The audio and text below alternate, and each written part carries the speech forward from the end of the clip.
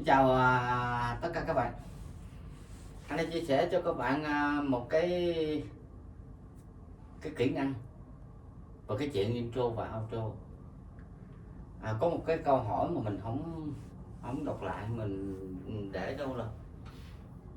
Các bạn nói rằng là nhờ thầy chia sẻ cái cách outro, đoạn nhạc kết thúc outro như thế nào cho nó hay. Cái đoạn đó chơi như thế nào cho nó hay. Bây giờ mình đang nói outro trước ha. Rồi có bạn nói là còn cái việc mà intro sao em thấy có một số nhạc công thì gõ dù.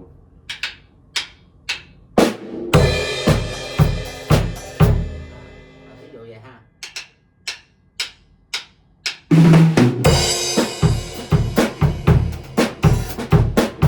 Đấy. Có một số nhạc công thì gõ dù trước khi gõ dù. Đấy. Còn một số nhạc công là lại không gõ dù. Thế bây giờ để nói cái phần intro trước. Intro, bà hiểu khái niệm của intro là cái gì? Intro là khúc dạo đầu, cái nhạc dạo đầu. Đấy. Còn cái chuyện mà gõ dùi để vào hay không là cái này trong ngành âm nhạc không có dạy cái chuyện này. Tự các anh em chơi rồi các anh em thống nhất với nhau. Trong chuyên ngành âm nhạc chuyên nghiệp không có dạy những cái này, không có dạy. Đấy. Thì đôi khi là có một số anh em nói rằng, nếu các bạn hỏi anh em nói về gõ để làm gì, để lấy tempo ha, nhanh chậm gì đó, đánh theo cái đó. Rồi có người nói là để gõ để biết để vào, nó lung tung hết trơn. Thôi cái chuyện vào như thế nào là cái chuyện từng bài. Ngày này mới nói cái đầu tiên, nói cho các bạn hiểu rằng cái hành động đó, cái hành động gõ dùi hay là không gõ dùi là cái chuyện của nhạc công. Anh em chơi lâu năm với nhau, người ta quen với nhau, có cái cách nào đó để hiểu nhau thì người ta làm cách đó. Chứ nếu mà nói về nguyên tắc là phải gõ dùi để vào, để lấy tempo, là xin nói với các bạn là không nguyên tắc gì cái chuyện đó. Vậy thôi, chứ không có gì nữa. Gõ hay không gõ là do cái anh nhạc công đó, do những người đó, cái nhóm người đó chơi lâu năm, họ hiểu nha. Xin nói với các bạn là chỉ có những sân khấu nó không chuyên, ví dụ như các anh em chơi đám cưới rồi đó, ca nhạc hát với nhau, khiêu vũ gì đó, thì có thể có những hành động đó. Còn những sân khấu ca nhạc lớn, hội thi hội diễn thì hình như cái chuyện này là không bao giờ, các bạn không bao giờ gặp những cái tình trạng này. Bởi vì người ta có tập vợt trước, người ta có chỉ huy dàn nhạc, đánh như thế nào, cây nào trước, cây nào sau, cây nào ra vào như thế nào đó, như thế nào là cái chuyện đó, là cái chuyện đã có sắp đặt trước rồi, đã có tập vợt trước rồi. Tuy nhiên thì nói đi thì cũng nói lại, khuyên các bạn một điều thế này: chơi cái cách mà gõ dùi đó, hình như là mình đã nói cái lần này lần thứ hai thứ ba, nó chỉ phù hợp ở trong phòng tập thôi. Còn đem ra ngoài mà sân khấu mà chơi á, thì có những người không biết nhạc người ta không biết, còn những người biết nhạc người ta nghĩ rằng bạn nhịp nhàng nó bị yếu, cho nên mới có những cái hành động đó. Các bạn thấy như dàn nhạc giao hưởng chỉ ngước lên gật đầu xuống là vào. Cái cách vào á như thế này á là những bài thông thường, là những bài không có nhịp lấy đà, không có nhịp lấy đà. Còn nhịp lấy đà là gì đó các bạn phải biết nhạc mới được, bởi vì các bài sau này nói có dùng những cái thuật ngữ âm nhạc, đôi khi các bạn không biết nhạc lý rồi các bạn không học nhạc lý rồi nó cũng hơi khó, đôi khi các bạn không mường tượng ra được. Trong quá trình mà giảng dạy sau này cũng có dùng những từ chuyên môn trong ngành âm nhạc, hay nói rõ hơn là thuật ngữ âm nhạc đó, hay dùng những thuật ngữ âm nhạc, thì đôi khi các bạn chỉ có những cái bạn mà học nhạc đó, chuyên ngành đó, hoặc là những các bạn mà biết nhạc lý thì biết. Thôi rồi tiếp đến là cái chuyện outro thì bạn nói rằng là có một bạn nói rằng là nhờ thầy chỉ dùm cái phương pháp nào, cái cách chơi nào mà nó hay nhất.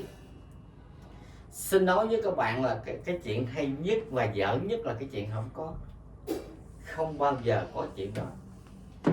Vai trò của các bạn chỉ là vai trò phụ, không phải là chính. Chính là mới là cái cây đàn thì người ta đã đánh giai điệu mới là chính ha. Chứ còn trống như vậy đâu có cao độ, bạn không có thể dẫn dắt được cái gì hết trơn á. Bạn chỉ chơi phụ và chơi theo người ta chơi như thế nào.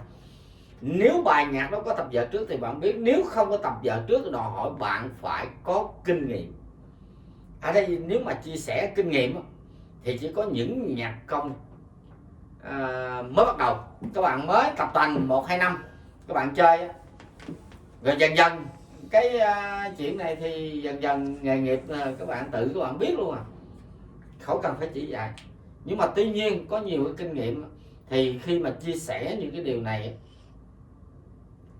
thì chỉ có là những bạn nào mà chơi nhạc thôi, đã chơi rồi mới có thể nói được. Còn những bạn đang học trống không có thể nói được, các bạn không có thể mường tượng ra được cái chuyện này.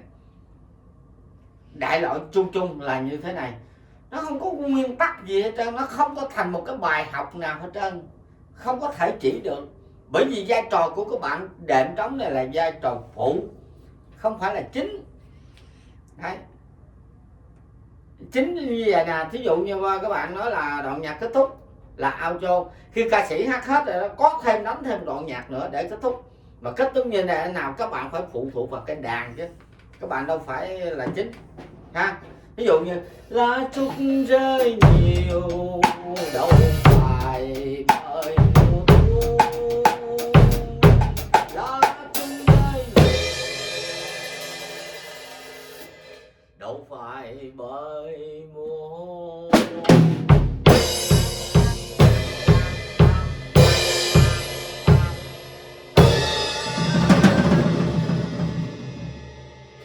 Thí dụ vậy. Rồi có những dàn nhạc đánh khác, có những bài hòa âm phối khí người ta đánh khác. Như vậy là trống của bạn phải phụ thuộc lệ thuộc vào cây đàn, người ta đánh giai điệu. Còn kinh nghiệm như thế nào, làm sao nhìn để mà biết cái tín hiệu nào. Đấy, nó chơi cái này nó có yếu tố sân nhà sân khách nữa, quýnh gọi là chơi miệng liền, không có tập vợ. Anh em gặp nhau đám cưới mà, đám cưới kêu cây này ở tỉnh này, kêu huyện nọ, rồi đó ráp lại chơi không tập vợ. Nhưng mà đôi khi chơi nhạc này nói với các bạn là nó có yếu tố sân nhà sân khách nữa nha, nó có đó. Bạn lâu lâu bạn đến cái tỉnh đó chơi, về quê rồi chơi tối ca nhạc hát nhau, rồi mấy anh em ở đó người ta là sân nhà, còn các bạn là khách, là sân khách vậy đó, nó có yếu tố sân nhà sân khách nữa. Thì các bạn đến đó thì các bạn phải lệ thuộc người ta đó, cái cách chơi của người ta như thế nào là các bạn phải phụ thuộc lệ thuộc cái cách đánh ở đó. Như vậy là trong quá trình chơi là các bạn luôn theo dõi, bởi vì không có tập vở trước mà. Theo dõi như thế nào thì bạn phải là nhạc công mới được, chứ đang học trống cái bài này không thể chia sẻ được. Các bạn đang học trống mà không có chia sẻ được, ít lắm các bạn cũng phải là ôm trống đi đánh, là ít lắm cũng phải là trên 10 show, gần 1 năm hoặc hơn 1 năm vậy. Rồi có những cái bài này học về kinh nghiệm mình chia sẻ cho các bạn thì các bạn cũng biết được. Còn đang học trống là những bài học này không thể chia sẻ được. Thôi tóm lại, intro gõ dùi hay là không gõ dùi, cái đó là cách chơi của nhạc công đó, để họ gõ trước để họ lấy cái sample mà cái tốc độ cái hành độ chuyển động như thế nào thì cái ý của họ chơi anh em người ta chơi lâu năm, người ta hiểu nhau.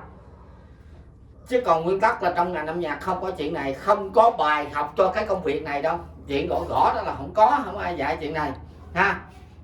Rồi còn các bạn trả lời đại loại là còn cái việc mà outro là tóm lại là như thế này. Vai trò của các bạn chơi trống là phụ, là đệm phụ. Còn chuyện outro ending á, là cái đoạn nhạc kết thúc á, là phải nghe cái giai điệu, cái anh đàn mới là chính đó. Cái lúc hát ca sĩ là chính, nhưng mà ca sĩ hết hát rồi còn đàn nữa thì cây đàn mới là chính. Chúng ta trống này chỉ là phụ, chúng ta không có dẫn dắt được cái gì hết trơn, đâu có giai điệu gì đâu mà dẫn dắt ha. Biết sao dẫn dắt, thành ra là vai trò của chúng ta chỉ là vai trò phụ mà thôi. Được rồi, chào các bạn, chúng ta gặp lại video sau.